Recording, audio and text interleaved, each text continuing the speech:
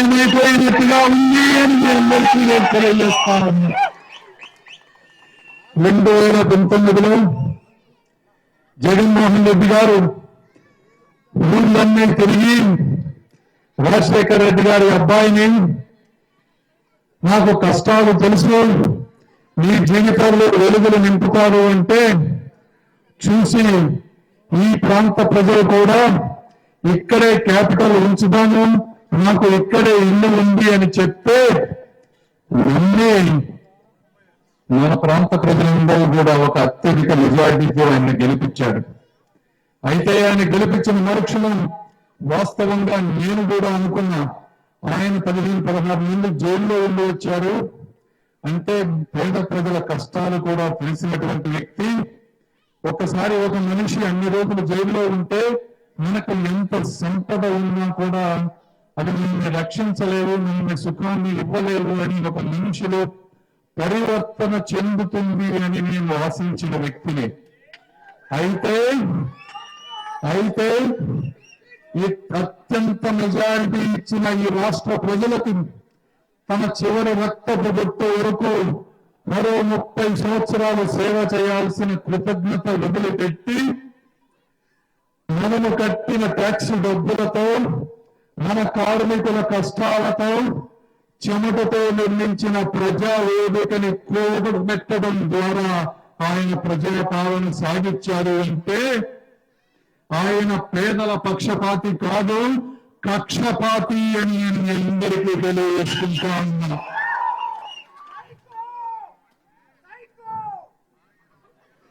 ఎందుకు అంటాను సరే,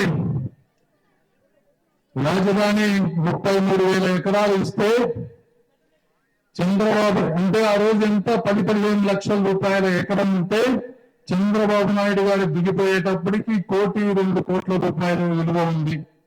ఒక తెలివైన వాడు అయితే, సమర్థవంతమైన నాయకుడు అయితే దాన్ని 20-30 కోట్ల రూపాయల విలువ వేసేదిగా చేసి హైదరాబాద్ లాగా ఒక మహానగరాన్ని నిర్మించాల్సింది పోయి కేవలం ఒక కక్షతో, ఒక వ్యక్తి మీద కక్షతో, ఒక వర్గానికి దూరం చెయ్యాలని చెప్పి ఒక దుర్మార్గపు పాలనకు తెరదీశారు.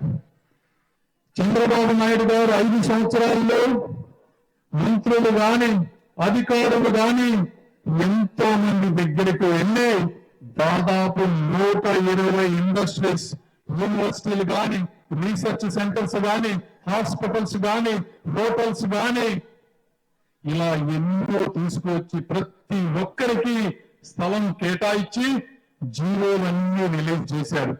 ఆ 3 యూనివర్సిటీలే కాకుండా 120 సంస్థలు తెలుగుదేశం పార్టీ అధికారంలో ఉంటే ఈ పార్టీకి ఎప్పుడో వచ్చి ఈ చుట్టుపక్కల ప్రాంతంలో ఉన్న ప్రతి ఒక్కరికి కొన్ని లక్షలాది ఉద్యోగాలు వచ్చాయి. కార్మికులు బాగుపడేవారు, వాటిని మొత్తం క్యాన్సిల్ చేశారు. చాలా మందికి తెలియదు ఆ 120 ఏంటి అని.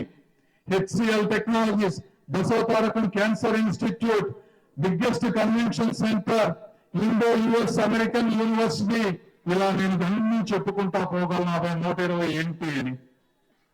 మరి పోనీ అది డెవలప్ చేయలేదు.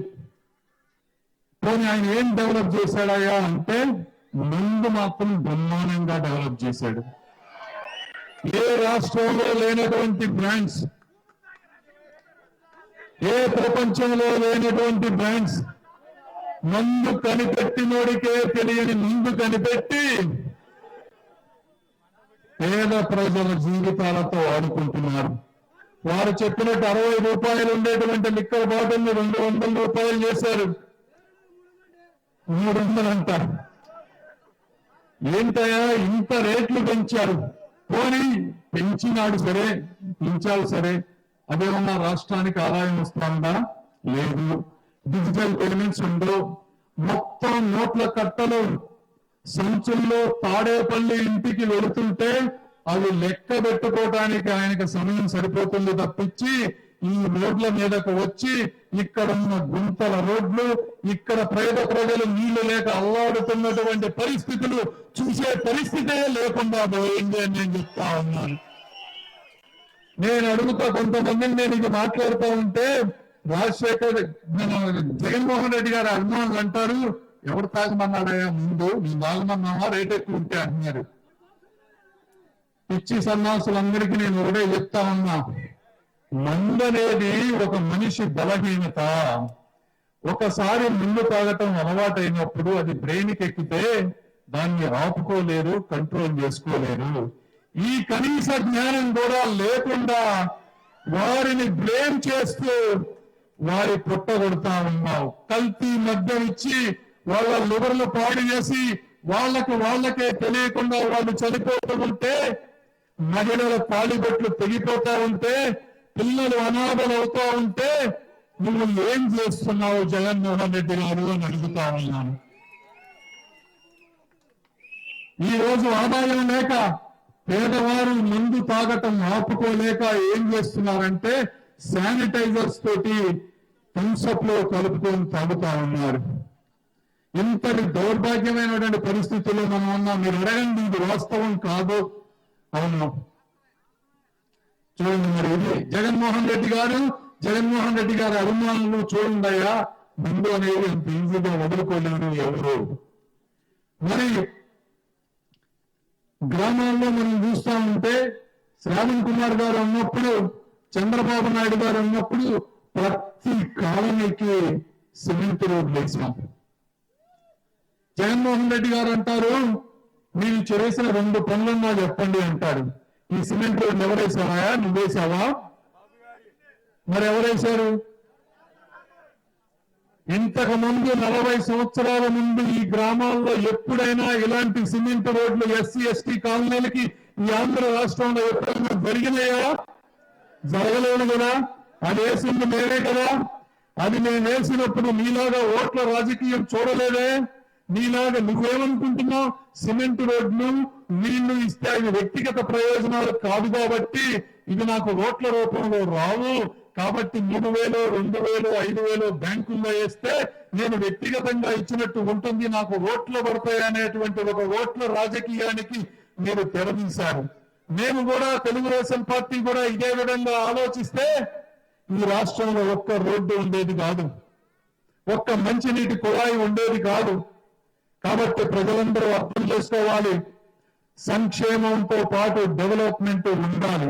ఎందుకు చెప్తా ఉన్నానంటే, నిన్న నంబూరు వెళ్తే ఒక రోడ్డు మీద ఉన్న గుంతలతోటి బిగ్ ప్రొఫెసర్ పడి చనిపోయారు అని చెప్తే చాలా బాధేసింది.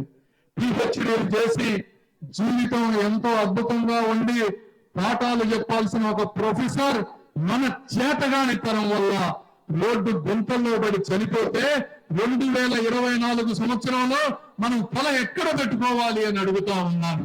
మనం ఏ యుగంలో ఉన్నాం? రాతి యుగంలో ఉన్నామా జగన్మోహన్ రెడ్డి గారు అని అడుగుతా ఉన్నా.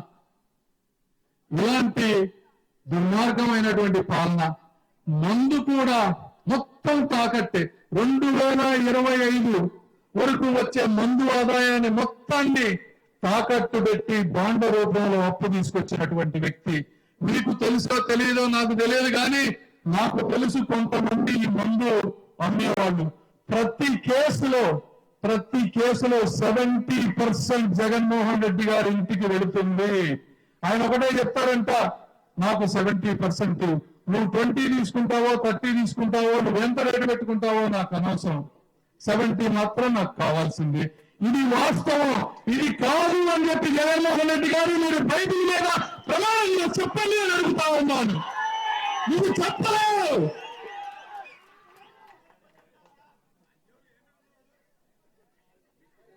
ఈ విధంగా పోనీ చంద్రబాబు నాయుడు గారికి ఏపీ అంటే ఏంటో తెలుసా? 1 అమరావతి, ఏ అంటే అమరావతి, పి అంటే పోలవరం. జగన్మోహన్ రెడ్డి గారికి ఏపీ అంటే ఏ అంటే ఆపటం, పి అంటే పడగొట్టడం. పోలవరం తీసుకుంటే మేము ఎన్నో ఇబ్బందులు పడి చంద్రబాబు నాయుడు గారు ప్రతి వారం సమీక్ష చేసి 75% కంప్లీట్ చేశారు 5 సంవత్సరాల్లో. నువ్వు వచ్చిన తర్వాత ఏం చేశావు? టెండర్లు కరెక్ట్ గా లేవని చెప్పి రివర్స్ టెండరింగ్ చేశావు. ఓకే చేశావు. ఎవరికో ఇచ్చావు నీకు తెలిసిన మంచి బడా కాంట్రాక్టర్ కి మెగా కృష్ణారెడ్డి గారికి, అది ఓకే. ఏడు ఆయన ఎక్కడున్నాడు? 5 సంవత్సరాల్లో 25% పూర్తి చేయాల్సిన పోలవరం ఆంధ్రప్రదేశ్ కి ఒక మానవహారం లాంటి పోలవరాన్ని నువ్వు ఎక్కడికి తీసుకువెళ్ళావు? ఇంతవరకు దాంట్లో ఒక సిమెంట్ బ్రిక్ పెట్టిందా? నువ్వు ఏ రోజన్నా శ్వేతపత్రాన్ని రిలీజ్ చేశావా ఎంతవరకు నేను కంప్లీట్ చేస్తాను అని? సో పోలవరం కట్టలేదు. మళ్ళీ అడుగుతారు మీరేం చేశారు అంటారు. పట్టిసీమ ఎవరు కట్టారా? నువ్వు కట్టావా? నీ తండ్రి గారు కట్టారా? నీ నోటిపారుదల శాఖ మంత్రి అంబటి రాంబాబు కట్టారా అని అడుగుతా ఉన్నా. ఎవరు కట్టారు? పట్టిసీమను ఎవరు కట్టారు? కట్టింది తెలుగుదేశం, నారా చంద్రబాబు నాయుడు గారు. సో ఇలాంటి వ్యక్తి చెప్తారు సంక్షేమం ఇస్తున్నానంట. ఏంటయ్యా ఆయన ఇచ్చే సంక్షేమం అంటే బటన్ నొక్కుతాడంట. బటన్ నొక్కడానికి మన ముఖ్యమంత్రి నువ్వు కావాలా? ఒక చీఫ్ సెక్రటరీ ఐఏఎస్ పెడితే వాడే నొక్కుతాడు కదా రోజు జనవరి 1 రోజున. దానికి ఎందుకయ్యా మాకు ముఖ్యమంత్రి? ముఖ్యమంత్రి అంటే ప్రజా సమస్యలు ఏమి వస్తాయో తెలుసుకొని ఒక పద్ధతి ప్రకారం ఒక ప్రణాళిక రచించి వారికి ఇబ్బందులు లేకుండా చెయ్యటం ఒక ముఖ్యమంత్రి పని. అంటే సమ్మర్ లో వాటర్ ఉండదు, కరెంట్ ఉండదు అనేటువంటి కనీస ఇంకిత జ్ఞానం ఉండాల్సినటువంటి వ్యక్తి ముఖ్యమంత్రి స్థానంలో ఉండాలి. మీకు గాని మీ మంత్రులకు గాని మీతో అవినీతి చేసే అధికారులకు గాని ఈ ప్రాంతంలో నీరు ఎంత అవసరమో కూడా కనీసం తెలియదు. అందుకే ఈ రోజు చెరువులు ఎండిపోయినాయి, సాగునీరు లేదు, తాగునీరు లేదు అని నేను చెప్తా ఉన్నాను.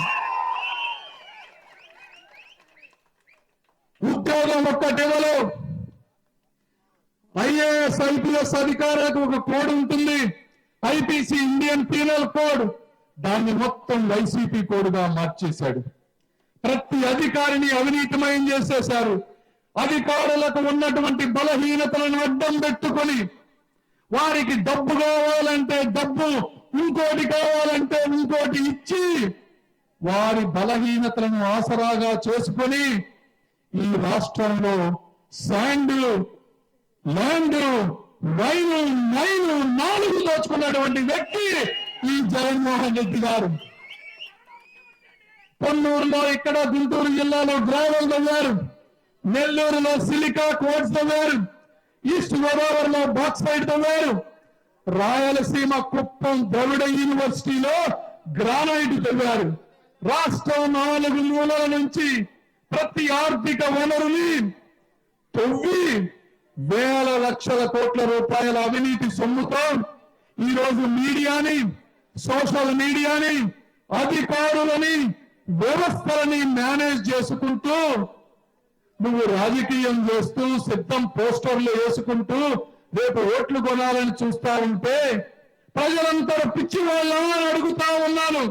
ముఖ్యంగా మా గుంటూరు ప్రజలు రాజకీయంగా అత్యంత చైతన్యవంతమైనటువంటి మనుషులు.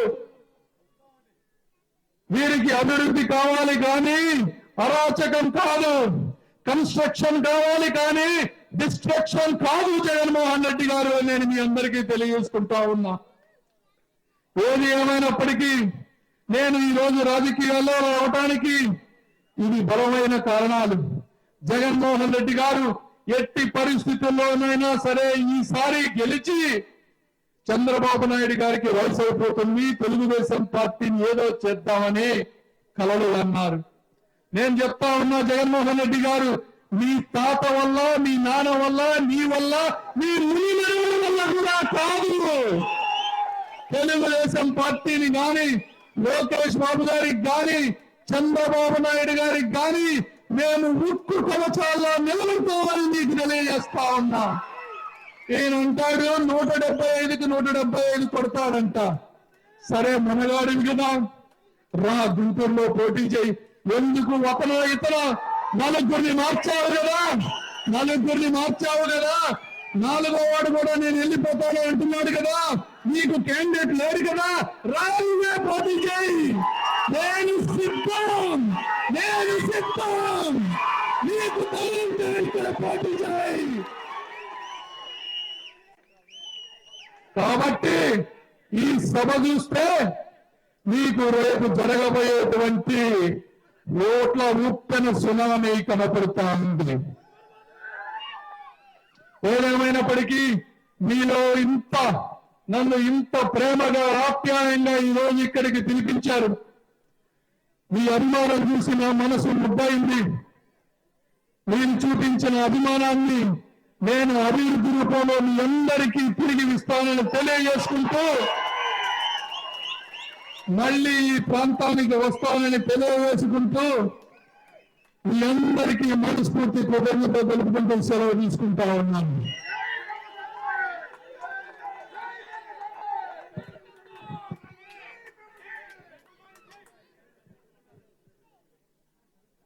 ఈ రోజు మా తెలుగుదేశం పార్టీలో జాయిన్ అవడానికి కొందరు పెద్దలు వచ్చారు. వాళ్ళందరికీ మా మనస్ఫూర్తి కృతజ్ఞతలు. ఈ ప్రాంతంలో వైసీపీ పార్టీలు ఎవరు ఉండడానికి ఇష్టం లేదు. టీడీపీ, బీజేపీ, జనసేన మిత్రపక్షాల కూటమి తరపున గుంటూరు పార్లమెంట్ సీటుకు పోటీ చేస్తున్న పెమ్మసాని చంద్రశేఖర్ గారికే ఓటు వేద్దాం.